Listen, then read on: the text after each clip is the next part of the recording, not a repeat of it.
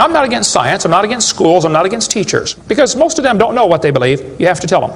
They teach the kids it all started with the Big Bang 20 billion years ago. What exploded?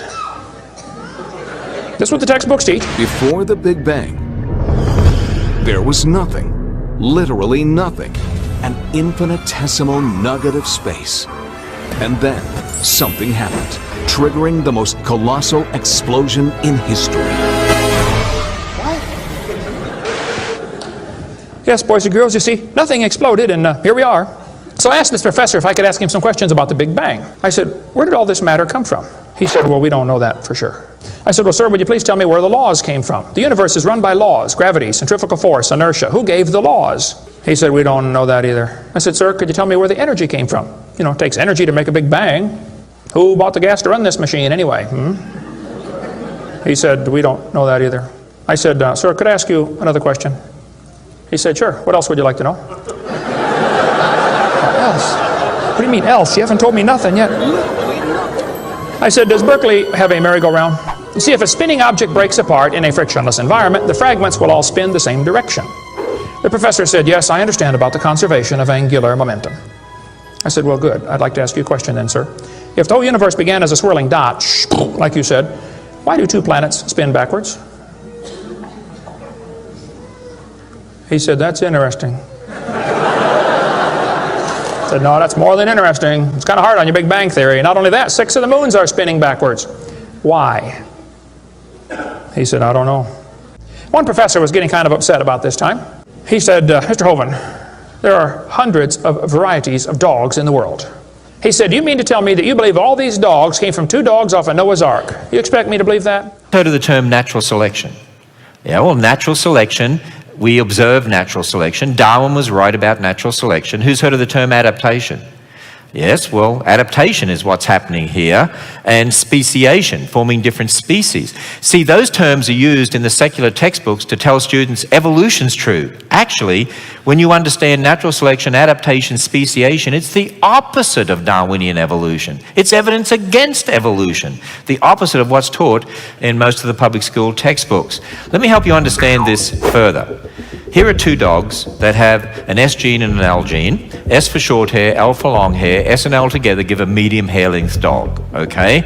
So these were the 2 dogs, if you like, on Noah's Ark. So they fall in love and they have offspring.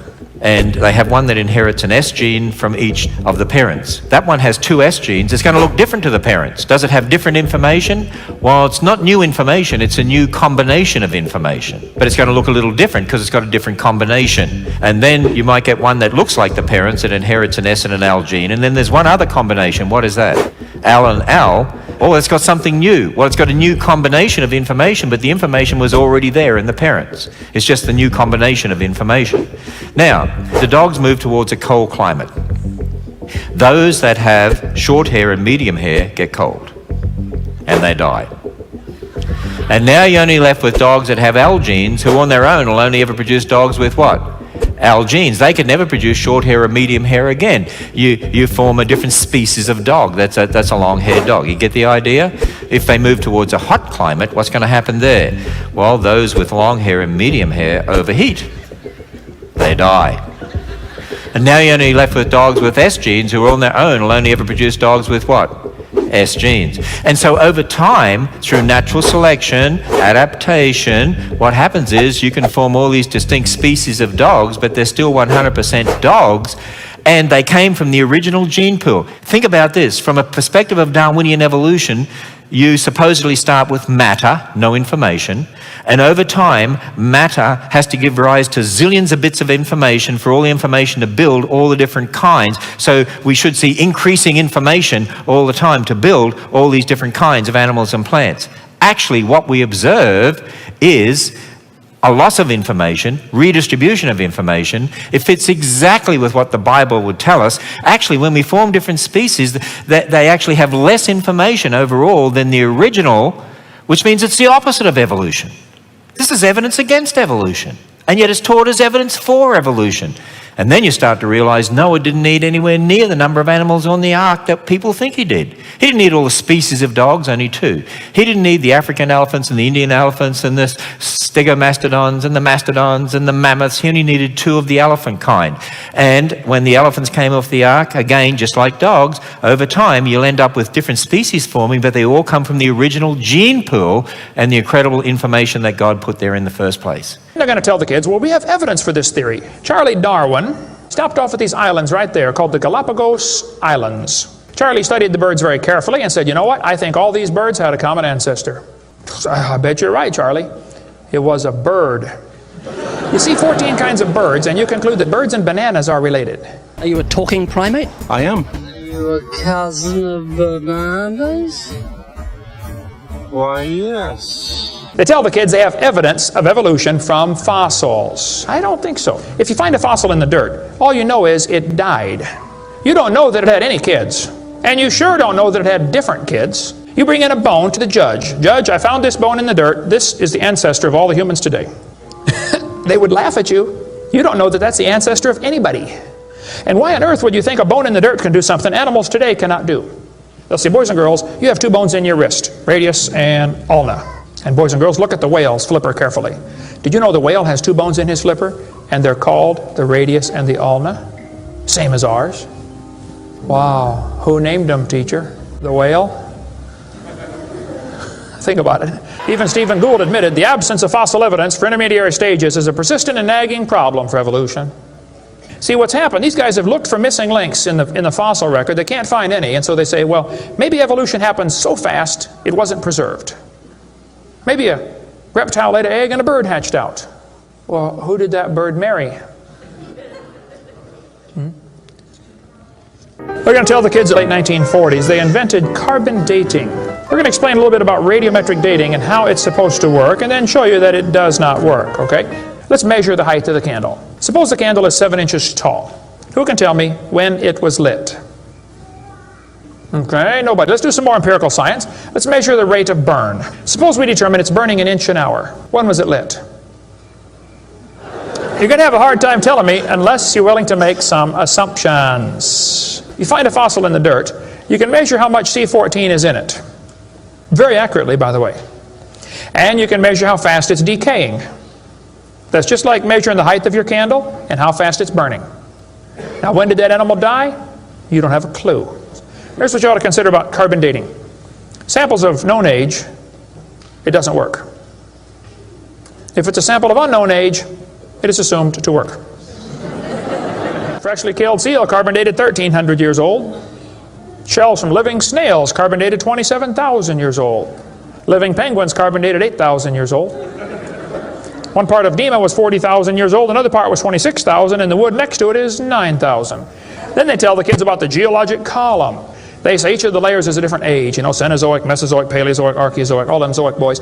Now, if you get a petrified tree standing up, running through different rock layers, I don't think it's smart to say those layers are vastly different ages. Those trees did not get slowly covered by the sediments over millions of years. They would rot and fall down. Could you give me a definition of vestigials? How's that back up evolution? Vestigial is like, I'm not a biologist, so I'm kind of fuzzy here, but it's like a remaining organ that is not used. Like, for instance, our appendix. Rabbits have huge appendix for digestion of grass. We still have a vestigial appendix organ. The appendix has no use? Which we can think of right now. Well, excuse me, you do need your appendix. The appendix is part of your immune system. If your appendix is taken out, you can still live, okay, but it increases your susceptibility to quite a few diseases. You could live without both your legs and both your arms and both your eyes also. That doesn't prove you don't need them. There are no vestigial organs. And even if there were, that would be the opposite of evolution. That's losing, not gaining. Your coccyx bone, that was, you know, many people regard that as the tail of the humans. The human tailbone is said to be vestigial. That is, it's an evolutionary leftover proving that we're related to primates. I was taught when I went to school, man used to have a tail, but he lost it because he didn't need it. I thought, didn't need it? Have you ever thought how handy a tail would be? Have you ever come to the door with 2 sacks of groceries? Wouldn't that be nice, man? Be able to grab that door and walk right around and get in it? Lost it because we didn't need it. Man, you could drive the car and tune the radio knob and hold the Coke at the same time. However, it's not a tailbone, it's the coccyx vertebrae. The tailbone derived its name because some people believe it's a leftover part from human evolution, though the notion that the tailbone serves no purpose is wrong. The coccyx is an extremely important source of attachment for tendons, ligaments, and muscles. Evolutionists also claim that the appendix is vestigial, but it's not. The appendix is actually part of the human immune system. According to Scientific American, for years, the appendix was credited with very little physiological function. We now know, however, that the appendix serves an important role in the fetus and in young adults. Among adult humans, the appendix is now thought to be involved primarily in the immune functions. Students are taught we have evidence from development. Darwin considered this by far the strongest single class of evidence. This textbook says, the human embryo growing in the mother has gills like a fish. Those little folds of skin are not gills. Those little wrinkles under your chin when you're growing up later develop into bones in the ear and glands in the throat. They never have anything to do with breathing. I've seen folks that have 5 or 6 chins and they can't breathe through any of them but the top one. Those are not gill slits. Ernst Haeckel, though, said the turning point in his thinking was when he read Darwin's book. He made huge charts of his posters of his drawings of these embryos and traveled all over Germany and just about by himself converted the Germans to believing in evolution. Haeckel took a drawing of a dog and a human embryo and he changed them to make them look exactly alike. On top are Haeckel's fake drawings. Underneath are actual photographs of what he claimed he was drawing a picture of. Now either he's a lousy artist or he's a liar. Well, it turns out he's a liar. He was convicted of fraud by his own university, proven to be a fraud. But guess what? Haeckel's fake drawings are still used in textbooks in your state right now. It's only been proven wrong 125 years ago. I know it takes a while to get textbooks up to date, but that ought to be plenty of time. While I was speaking there, I'd been invited to speak on a philosophical theme, and I arrived there, and this fellow who picked me up was really quite intimidating, and he took me to a health food restaurant before I began to speak. I've got nothing against health food restaurants.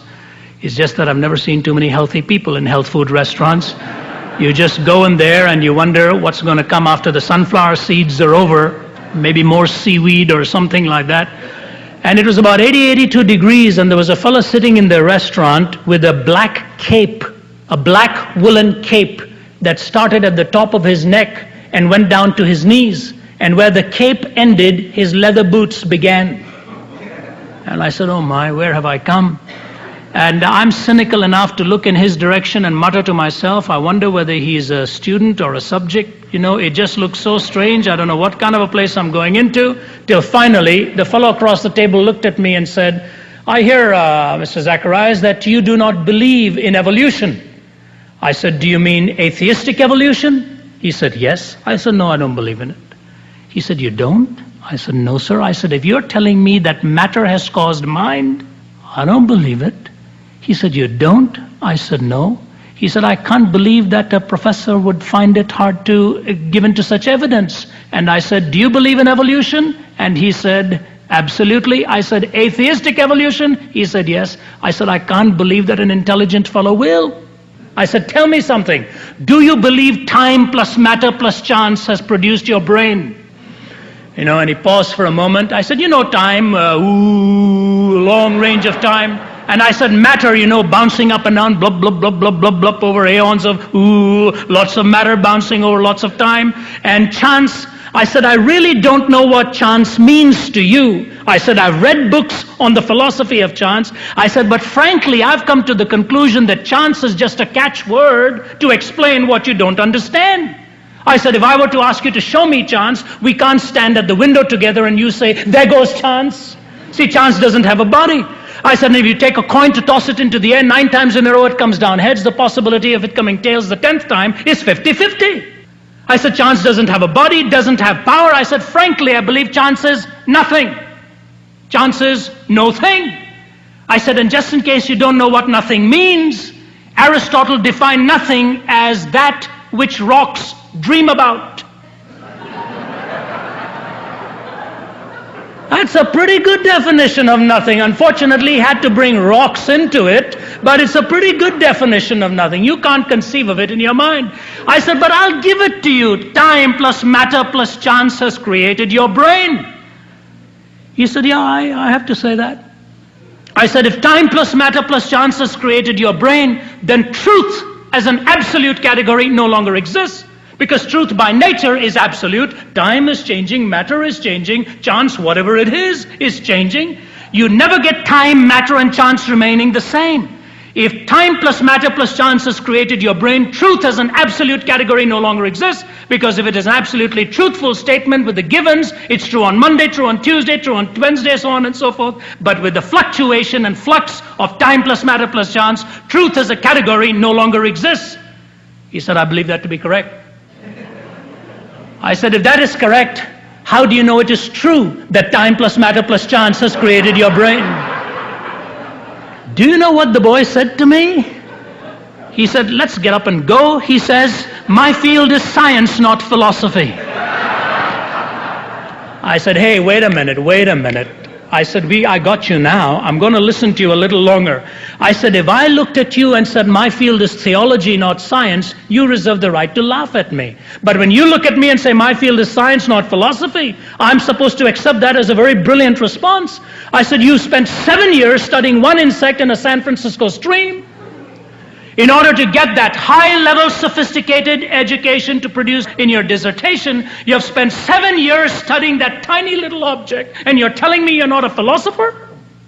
I said, maybe you should read Einstein, who said the problem with us scientists is that we are very poor philosophers.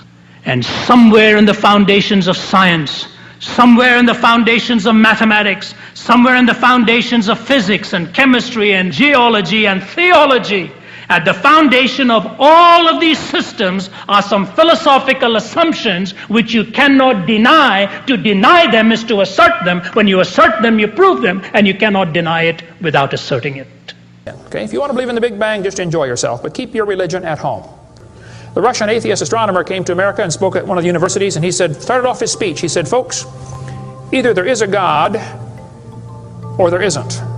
Both possibilities are frightening. If there is no God, we're in trouble. We're hurtling through space around the sun right now at 66,000 miles an hour, and nobody's in charge. That's a scary thought. But if God made the world, He owns it. That means He makes the rules. You see, if there is a God, we better find out who He is, and find out what He wants, and do what He says. Malcolm Muggeridge said, I am convinced the theory of evolution, especially the extent to which it's been applied, will be one of the great jokes in the history books of the future. It's a joke. And it would be a joke if it weren't for the tragic results. How many kids are taught this thing every day and believe it, and it destroys their faith? Hey, if you died today, where would you go? You ought to think about it, because you will be dead for a long time. Doesn't matter how long you live, you're going to be dead longer than that. You know, George Washington died 200 years ago. And he's still dead. How much longer does he have to go? He's going to be dead for a long time. All you get in this life is a little bitty dash between two dates. Just a little, and it's gone. What are you going to do with your dash? Where would you go if you died? Now, if you're not sure you're going to heaven, you ought to give your heart to the Lord and get saved. Say, Lord, you may have it, the whole thing. If you are saved, you ought to find something to do for the Lord. And you ought to quit worrying about getting a fancier car and a fancier house and start worrying about who's going to heaven or hell. Maybe God gave you that good job so you can give some money to missionaries, not so you can build a bigger, fancier house. God loves you. God has a plan for your life. And if you don't want it, well, that's your business.